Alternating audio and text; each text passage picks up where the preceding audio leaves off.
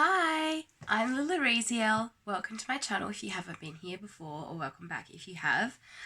This is a follow-up video to the one I did in my dad's car at a country, just like on a country road. And I was talking about this card that I saw when the roundabout thing happened. So I'll just do a quick recap in case you didn't see that one. I was doing light coding work in the car as I was eating some food and driving, and then I get to this roundabout, and I always stop like eating or drinking or whatever before I'm gonna like turn. It's just if I'm going straight.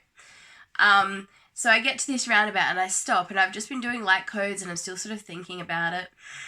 And there's 3 grey cars and me, which is also a grey car, which was kind of funny. It's just like the synchronicities, like when this stuff happens, you see the synchronicities and you go, okay, yeah, something's happening. Something energetic is happening. There's a message, something's coming.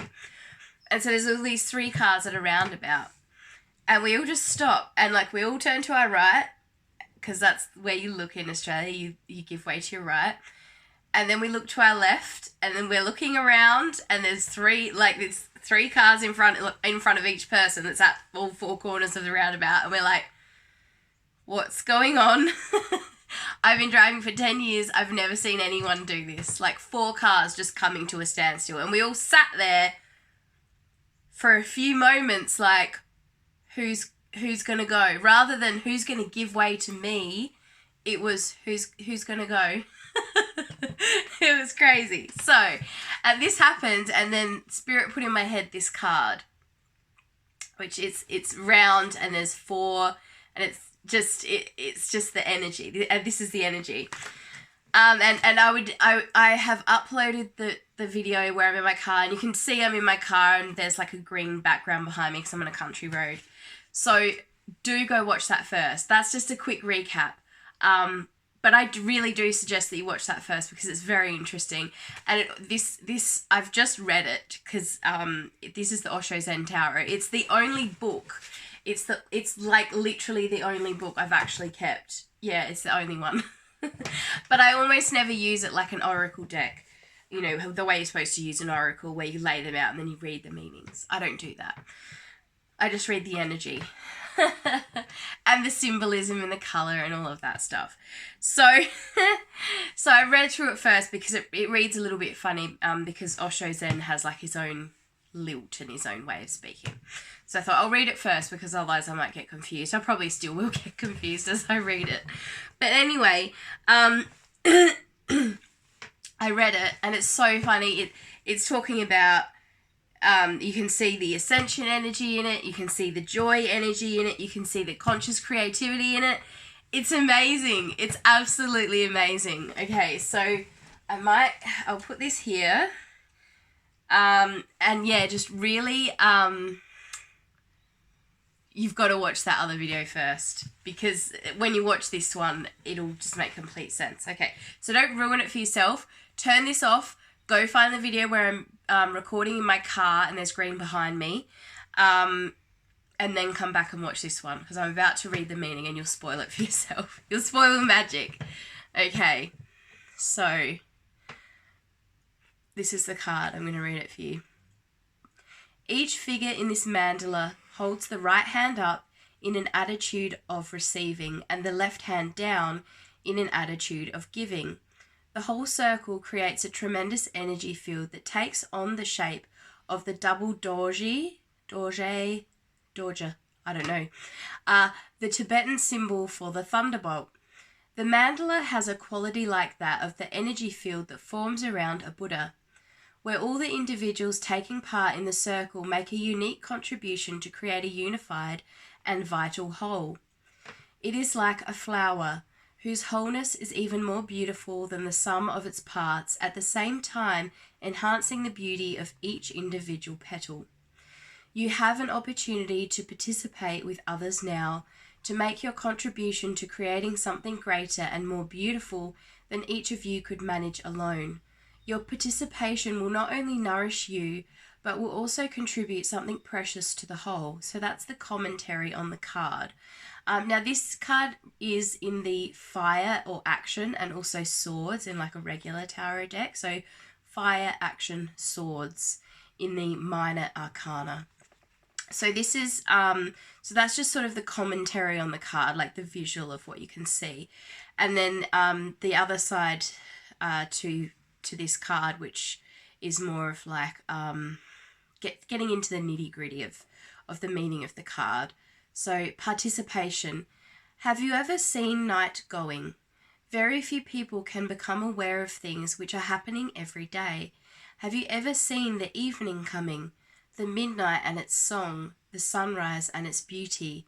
We are behaving almost like blind people. In such a beautiful world, we are living in small ponds of our own misery. It is familiar, so even if somebody wants to pull you out, you struggle, so you struggle against it. You don't want to be pulled out of your misery, of your suffering. Otherwise, there is so much joy all around. You have just to be aware of it and to become a participant, not a spectator.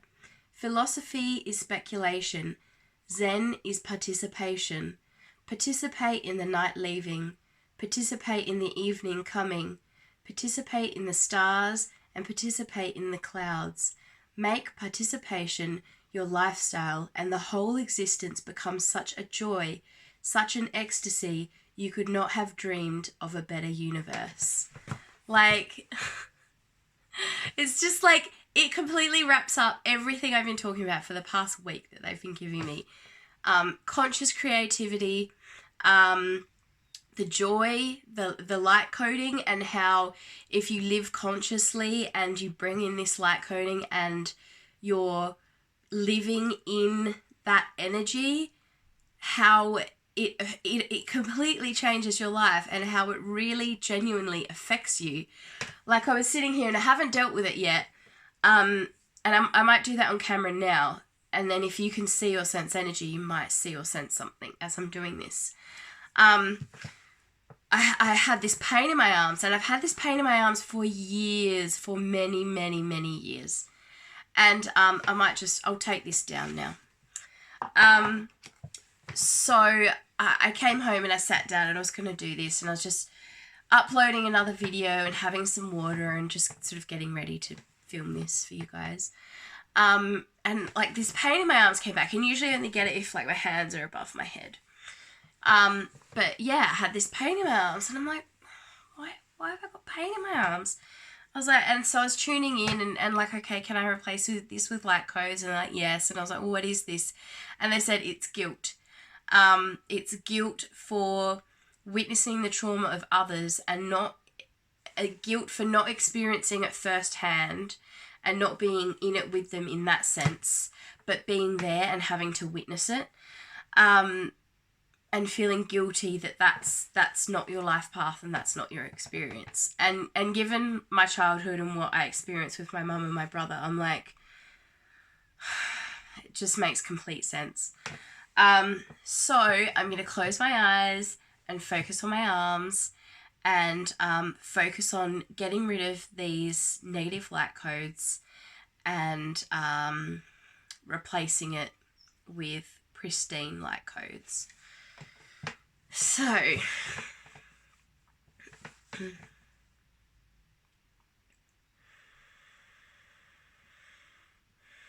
I'd like to ask Spirit of the Light and my coding angels and beings from the light who work with light coding to come and remove all of the light coding from my energy, especially my arms, but from my whole body and energy field, to remove everything that is programmed with guilt over life events which I didn't fully experience myself, but still was present and so experienced as a third party. Please take this energy now and replace it with pristine light codes. They're like, this is going to take a while.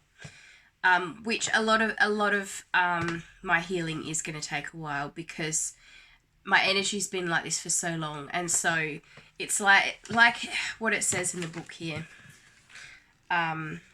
page 84. Okay, here we go. So in such a beautiful world, we're living in small ponds of our own misery. So it's just like that negative energy. It is familiar. So even if somebody wants to pull you out, you struggle.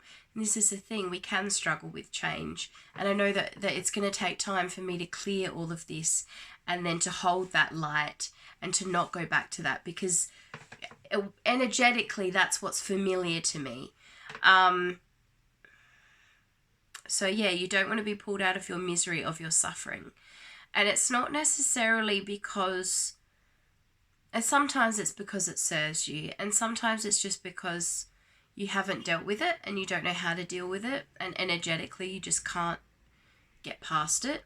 You know, when I was a young teenager, I just wasn't ready to deal with it. In my 20s, my health had become so bad that I couldn't deal with it because I was just trying to survive, you know. I was just trying to live through the day or the night.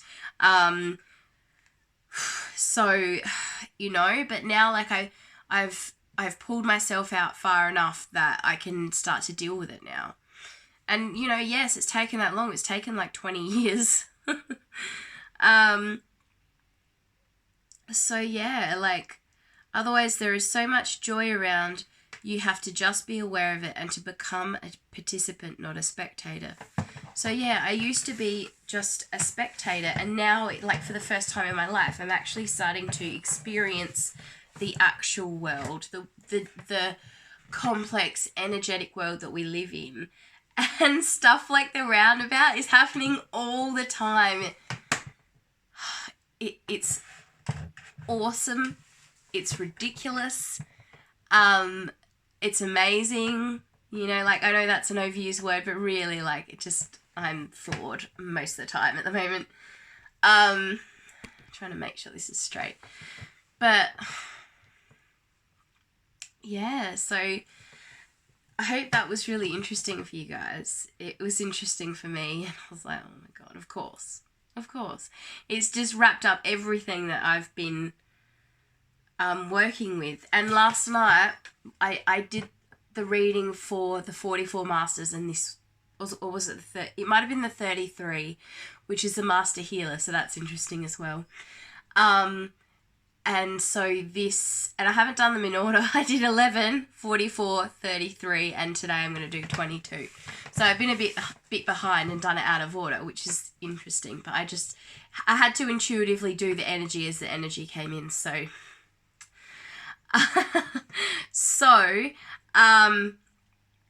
so yeah, this has just sort of wrapped everything up. And last night, as I was like packing away the cards after I'd done the reading, and this was in that reading last night for the 33 Masters, it was the last card, the last main card, and then I just sort of built out the energy around it using the Osho Zen.